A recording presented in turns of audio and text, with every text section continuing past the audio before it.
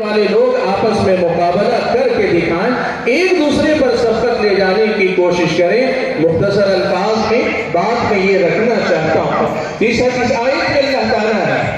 پیارے نبی صلی اللہ علیہ وسلم کے ذریعے یہ بات کہلوائی ہے کہ دعوت اللہ کا کام اللہ کے ہر بندے کو، وہ جو اللہ سے کٹا ہوا ہے اور وہ جو اللہ سے جڑا ہوا ہے، ان میں سے ہر دو کو حسب حال اس کے اپنی ضرورت کے مطابق اللہ تعالیٰ کی طرف بلانا، یہ نبی علیہ السلام کی اپنی ذمہ داری تھی، اور آپ نے کہا میرے ساتھ میرے متبعین بھی یہ ذمہ داری انجام دیں گے۔